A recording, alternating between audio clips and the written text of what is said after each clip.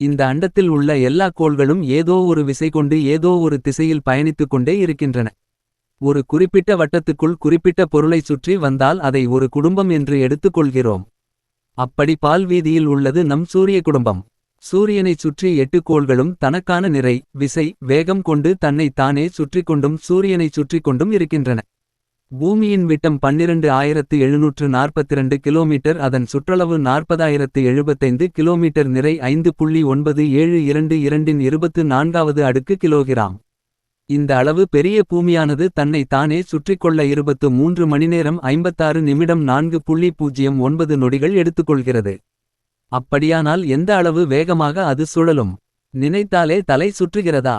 ஆம், பூமி ஒரு மணி நேரத்துக்கு கிட்டத்தட்ட 1000 மைல், அதாவது சுமார் 1674 கிலோமீட்டர் எனும் வேகத்தில் சுழல்கிறது. இது ஒரு நொடிக்கு 30 கிலோமீட்டர் வேகம். வண்டியில் 80 கிலோமீட்டர் வேகத்தில் சென்றாலே பறப்பது போல் உணரும் நாம் எப்படி இந்த வேகத்தை உணர முடியவில்லை என்று சிந்தித்துள்ளீரா?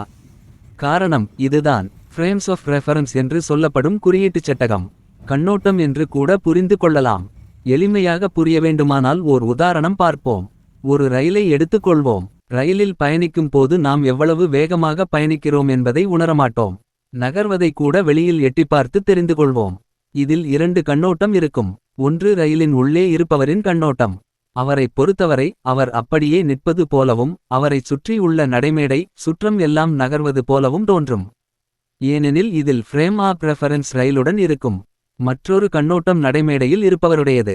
அதில் சுற்றம் எல்லாம் நிலையாய் நிற்க ரயில் நகர்வதாய் அமையும். இதில் ஃப்ரேம் ஆஃப் ரெஃபரன்ஸ் நடைமேடையில் நிலைத்து வைக்கப்பட்டிருக்கும்.